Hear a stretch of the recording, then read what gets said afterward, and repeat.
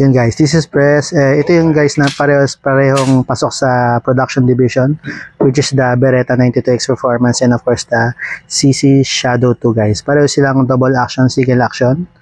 And of course guys, if itong Beretta, mas okay siyang i-carry kasi may drop safety siya guys. Hindi mo agad mapipindot yan. Yan, kahit anong gawin mo guys. And of course, ito naman CC Shadow 2. Yan. Kahit ito guys, napipindot mo siya dito eh. Yan. So, in terms of carry, mas okay itong Beretta 92X Performance guys. Pero pwede mo rin pang compete siya. Same lang naman sila. Same lang naman. Pareho naman na nanalo. So, depende rin talaga sa puputok. So, yun lang guys. This is press checking, production division